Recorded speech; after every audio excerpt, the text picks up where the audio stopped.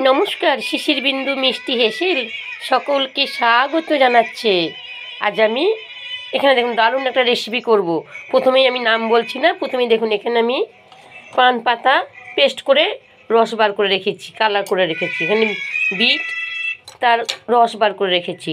এখানে সামান্য হলুদ গুঁড়ো আছে, গোবিন্দভোগের চাল খুব সামান্য, ময়দা, সুজি পাউডার করে নিচে মিক্সিতে। চলুন তাহলে শুরু করি। এ দুটো মেখে নিই, উষ্ণ গরম জলে মাখবো। এখানে হাফ লিটার দুধ আছে, সামান্য একটু নুন দিয়ে উষ্ণ গরম জল দিয়ে আমি মেখে নিচ্ছি। 4টে লেচি করেছি। এখানে আমি এই যে পানের রসটা দেবো, এটা একটু একটু পাতলা হবেই, তাই এই একটু ময়দা আমি দিয়ে দেবো, দিয়ে এটা মেখে নেবো। এখানে আমি হলুদ গুঁড়ার জল দেবো, একইভাবে ময়দা দিয়ে একটু মেখে নেবো। এটা মাখা হয়ে গেছে। একইভাবে বিটের এটা দেবো, একটু ময়দা দেবো। এখানে দুধ ফুটে গেছে, চালটা দিয়ে দিলাম, খুব সামান্য চাল একটু। এটা দেবেন, টেস্টটা কিন্তু ভীষণ ভালো হয়। এখানে আমি এই যে একটুখানি করে নিলাম, দেখছেন এইভাবে করব, বুঝতেই পাচ্ছেন কি হবে। মাল্টি চুষি পিঠে, মাল্টি কালারের।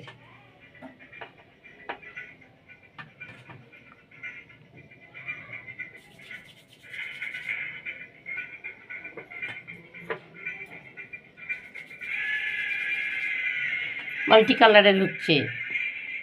চাল সিদ্ধ হয়ে গেছে। এই যে দুটো বাচ্চাকেও বসিয়ে দিয়েছি, করো। এইটা যে দলা দলা পাখি আছে দেখতে পাচ্ছেন, এটা কিন্তু ছেড়ে যাবে, সিদ্ধ হলেই সব ছেড়ে যাবে। একার দ্বারা এতগুলো হয়নি। চিনি, বাতাসা, নকুল দানা, এই দেখুন সব ছেড়ে গেছে। কাজু কিশমিশ দিয়ে দিলাম। আমার চ্যানেলকে সাবস্ক্রাইব করুন, ভালো লাগলে অবশ্যই একটা লাইক দেবেন, আর বেল আইকনটা তো অবশ্যই দেবেন। আর ফেসবুক থেকে দেখে থাকলে তাহলে ফলো শেয়ার করতে ভুলবেন না, একদমই ভুলবেন না। দারুণ খাবার একটা, এটা সত্যিই বলছি, একদম মাল্টি কালার চুষি পিঠে। দেখতে দেখেছেন কত অপূর্ব লাগছে। তাপটা কিন্তু কমিয়ে রাখবেন, তাপটা হাই করবেন না। এই আস্তে আস্তে আস্তে আস্তে একটু ফুটুক, মিনিট 5-7 মধ্যেই একদম তৈরি হয়ে যাবে। শক্ত তো হয়েই যাবে, চালটা তো আগেই সিদ্ধ হয়ে গেছে। এখানে দেখুন আমি এইখানে বাটিতে দুধ আছে, এখানে একটু গুঁড়ো দুধ দিয়ে দিলাম। টেস্টটা যদি একটু বাড়াতে চান একটু গুঁড়ো দুধ গুলে দিয়ে দেবেন, টেস্টটা দেখবেন আরও ভালো লাগবে। আমার তো এটা হয়ে গেছে, দেখুন একটাও গায়ে গায়ে জড়িয়ে আছে।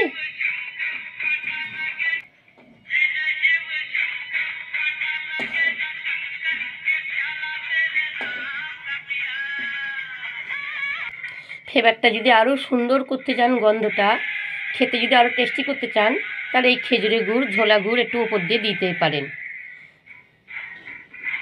কেমন করলাম কমেন্টে আমাকে জানাবেন। আমার গলাটা না ভারী হয়ে আছে, অনেক দিন ধরে ঠান্ডা লেগে আছে। অবশ্যই কমেন্টে আমাকে জানাবেন। আর কেমন হলো এটাও তো বলবেন, অবশ্যই বলবেন। আর অনেক অনেক অনেক ধন্যবাদ।